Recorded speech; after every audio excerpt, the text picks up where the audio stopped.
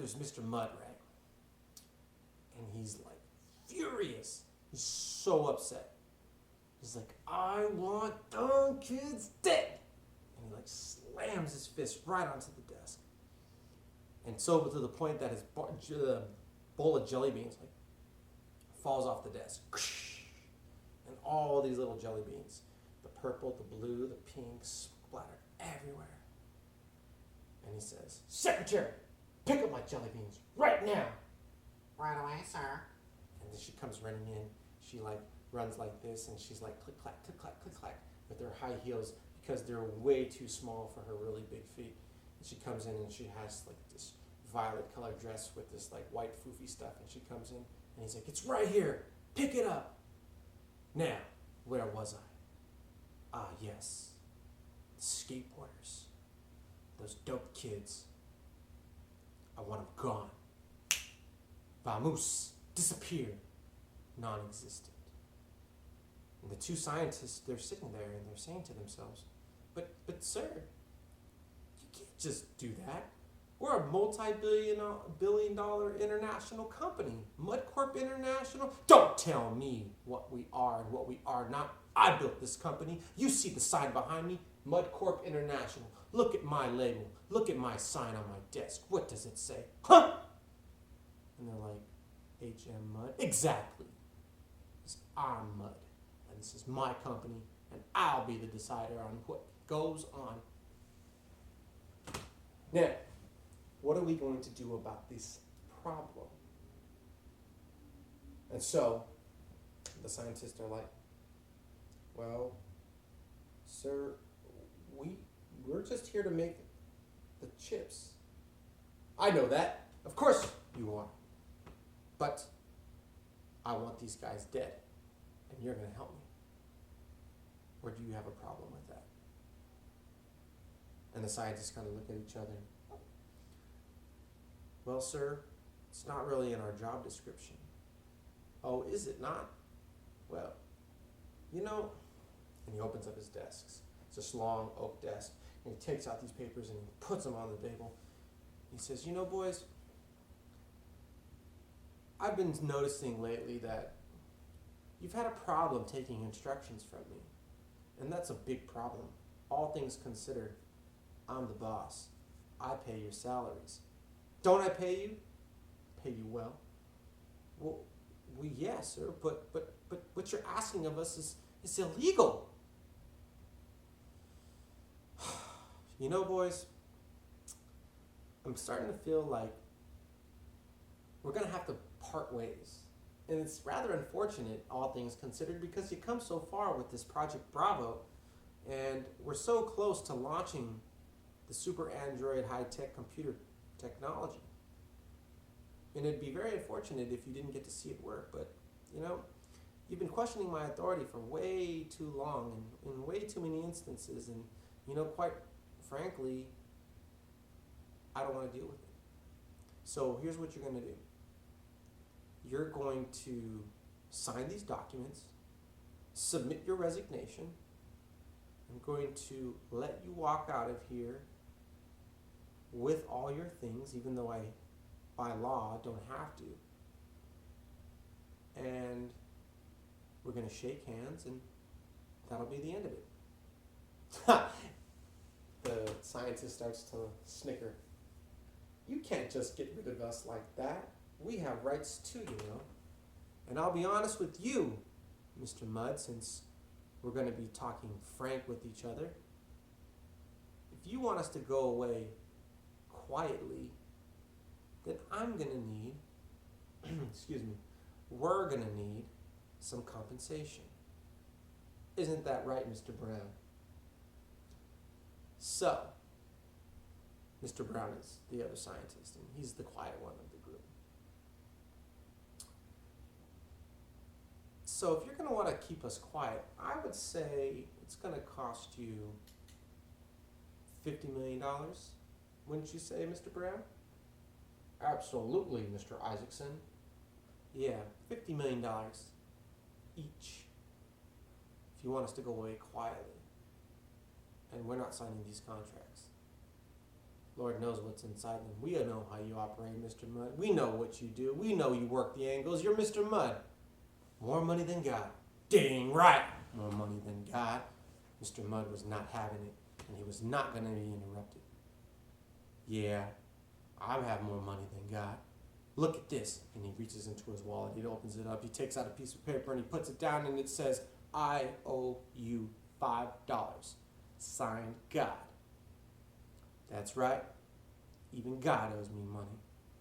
But that's okay. He's got a ticket for me waiting in heaven. So I'll let him slide on the $5. But if he thinks I'm going to be going other places, he's got another thing coming. Because I'm going to charge him the 5 plus interest. Now, that's besides the point. So, Mr. Brown, Mr. Isaacson, you think that because of what you know about the company and what you've learned about my background, that you could just mosey on in here, defy me, question my authority, refuse to resign, and then tell me that you're going to charge me $50 million each, $100 million total, to buy your secrecy, to buy your being quiet? It's not going to happen. And Mr. Isaacson says, okay, then we want $100 million each. Because quite frankly, Mr. Mudd, we know what you've been up to. We know about the oil in the ocean, the cancer caused by your polluting factories, the animals being tested on for Project Bravo, senators, corporate officials, government officials, all those people being bought off. Yeah, it's going to cost you $100 million each. So don't think that you're going to just weasel your way out of this. We've got contacts too, you know. Everything we've done, we've made copies. Oh, so now you're in the business of trying to pigeonhole me. Well, let me tell you something, boys. Nobody, and I mean nobody, pigeonholes Mudd.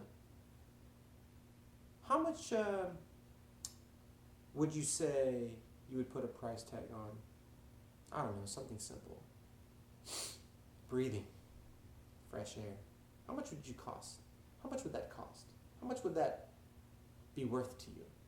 Because remember now, the average person can't go 3 minutes without air, 3 days without water, and about 30 days without food. So, how much would you put a price tag on a breath of fresh air? And Mr. Brown and Mr. Isaacson look at each other, and they kind of are wondering, what's he getting at? So Mr. Isaacson says, I don't know what you're getting at, Mr. Mudd, but this is nonsense. You either pay up, or you be ready to see your face and your company on the front page of the LA Times. Oh, you guys make me laugh. You guys just didn't know when you've lost the battle. Or should I say the war? So, we're going to see how much air you can go without. Agents, come into my office right now. And all of a sudden, these 2 huge agents walk in, you know, dark navy blue suits, got bald heads, they got sunglasses on, those little earpieces in there, and they come in, and they walk up, and they stand right next to Mr. Brown and Mr. Isaacson. Mr. Brown kind of looks up. He gulps really loud. Mr. Isaacson looks up, and he looks back at Mr. Mudd. They don't scare me. You go ahead, touch me. I'll sue. And I'll get $200 million on top of the $100 million. You don't scare me, Mudd. All this tough talk. You ain't nothing but a weenie. Now, Mr. Mudd didn't like that. Not one bit at all. But what the scientists didn't know was that Mr. Mudd had been working on a new contraption, a new invention, something that he didn't really tell many people about. The only people that really knew about it were those people working deep, deep, deep in his mines, those working in the most polluted of factories, his agents, and him. What it was a miniature air filtration system. and it's implanted into the bridge of your nose. And what it does is it magnifies oxygen and it filters out impurities in the air. Now, all of his workers are given it on the first day of the job when they start working for him. But he's the only one that has a permanent air filtration system built into his nose that stays there 24/7, 365. Everyone else has the 30-day filter replacement, and he takes it out of their checks. It's kind of like an insurance policy to make sure that they don't talk or they don't do anything that he doesn't like.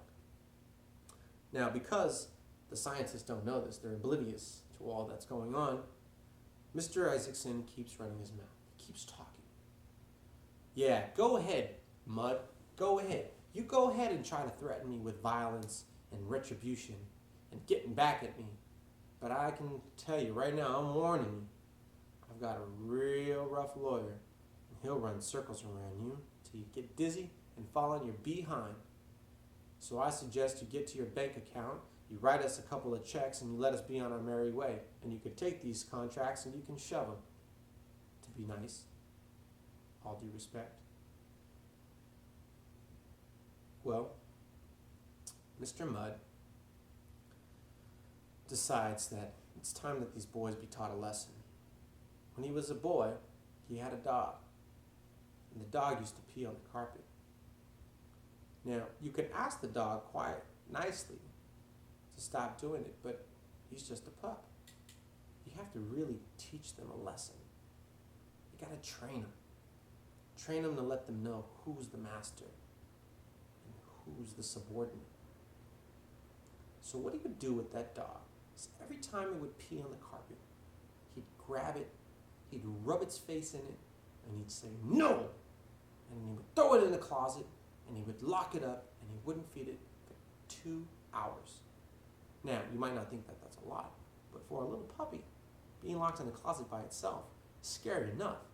But no food, no water, could really do damage. And we'd do this a lot until finally he got his way. So he'd be darned if some scientists come in here and start telling him what's what. So he slowly turns down the dial of the oxygen in the room. And now the agents, they already have their air filtration systems built into their nose. And so does Mr. Mudd, but the scientists do not.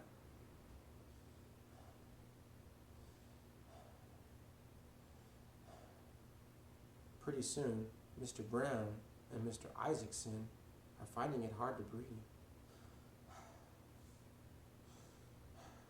And at first, it doesn't really come on strong because Mr. Mudd doesn't turn the dial on all that high. And he continues to talk, and he says, "Boys, you really disappoint me. I thought I took care of you. I thought you were always without want, but now you sit here, you threaten me, you insult me, you're making up lies, when all I want to do is give you a contract, give you a stipend, give you some money, and let you be on your way. But now you're bringing all my dirty secrets into the air. And I can't have that. No, I can't have that. That's a very tough pill to swallow, but I'm not going to deal with that." Now, at about right now, you're probably noticing it's hard to breathe. That's because air in my office costs $3 million a breath. And for the last minute and a half or so, since you decided that you want $100 million each, I decided to kind of tax you or tag you every time you've breathed. And he looks at his agents and he says, "Agent 7, Agent 13, how many breaths do you think they've taken?" And they kind of look at him quietly, but they don't answer. I would probably say maybe about 15 breaths. So you're up to about 45 million. So of the 100 million, I owe you 55 million. He slowly cranks down the oxygen even more. Now this time, the scientists really get to know, noticing that their breath is becoming faster and lighter. And they're looking at each other, and they have that look in their eye. what's going on type of look. They're getting kind of scared. You know when you're in the swimming pool and your brother or your sister dares you to dive all the way to the bottom to get it? Whatever it is, maybe it's a ring or something. And you go and you're swimming and you're holding your breath. But at the same time, you're like, that panicky feeling when you're getting all the way to the bottom and you know you got to swim all the way up. They're starting to feel that panicky feeling, like they can't take enough breaths. And he slowly starts to turn it down even more and even more. And because he and his agents have this air filtration oxygen magnifying device inside their nose, they don't even bat an eye. They don't even skip a breath. It's like nothing to them. But to these scientists, now things were getting serious.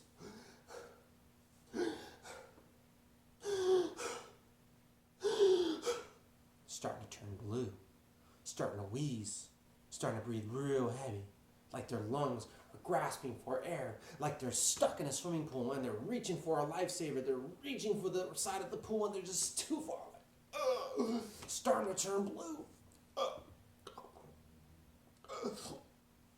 Meanwhile, Mr. Mudd's smiling the whole time. Look at these guys. Yeah, you're up to about 95 million, boys. And that's going to keep on going.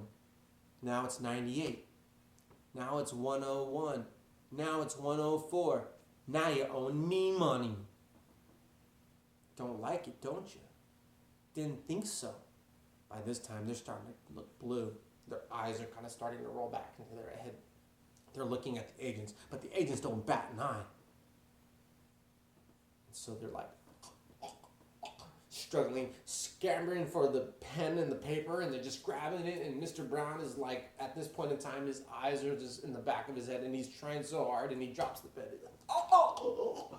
And he rolls over, and he kind of starts to fall on the ground, and he starts to kind of shake like he's running out of air, like he's going into some sort of stroke or seizure or shock or something. And meanwhile, Mr. Isaacson is like, okay, we'll sign it. We'll sign it. And Mr. Mudd's like, I don't believe you.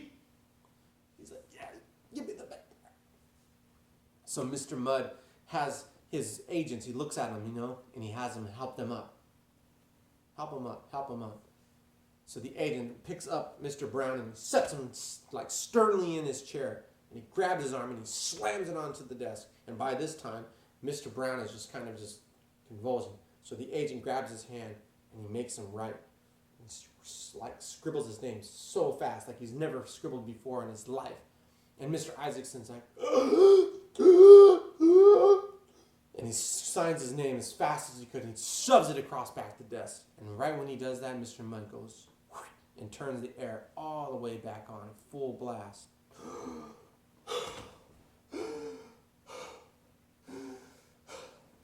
Mr. Isaacson slumped in his chair, gasping for air, as if he was drowning in a lake, and someone all of a sudden just pulled him out of water. He's coughing, and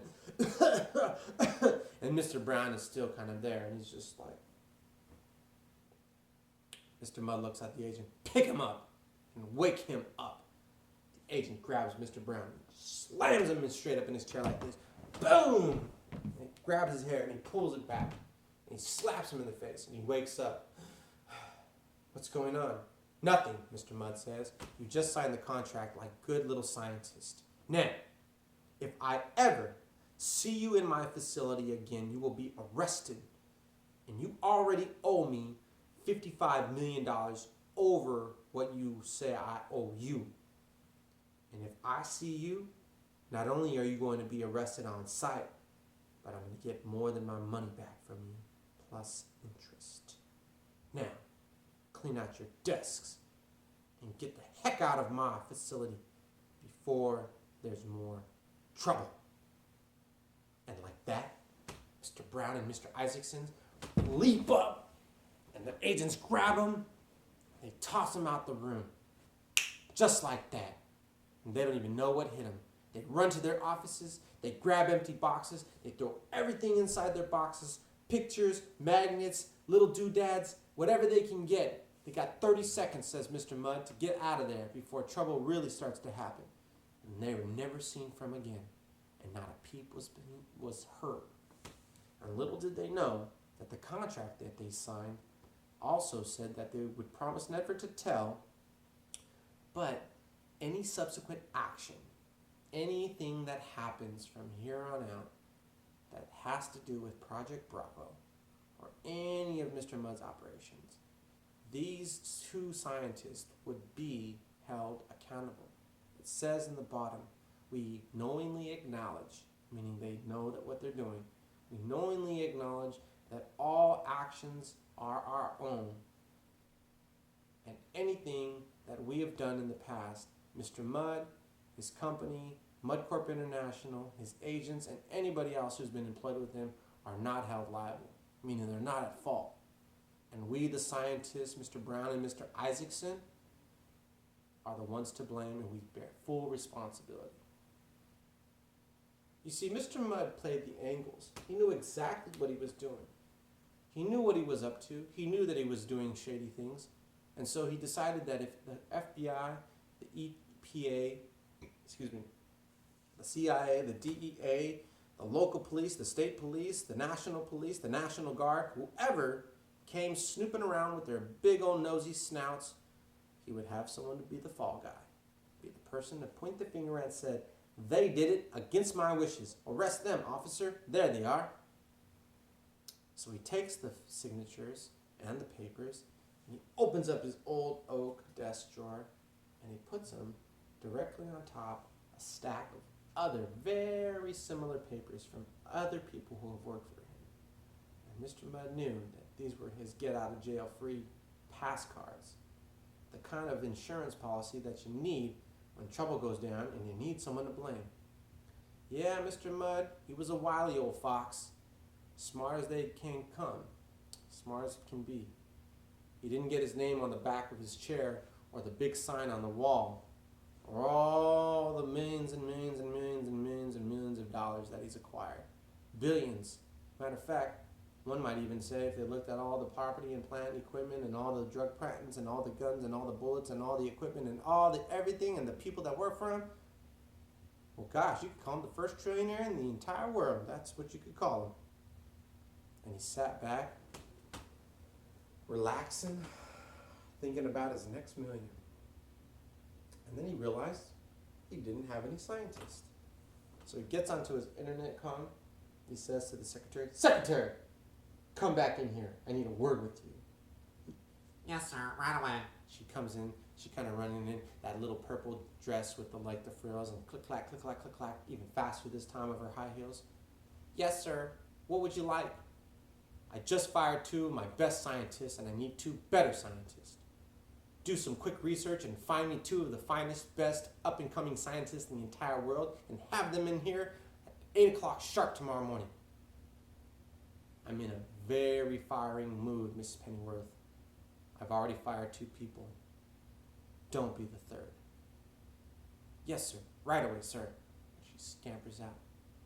And the next morning at 7:59 and 59 seconds, in come 2 very bright and young, sprightly new scientists, fresh out of college, with a very big resume and lots of accomplishments, all innocent, and little did they know of what they were in for, working for H.M. Mudd and the Mudd Corp International. Dun dun dun!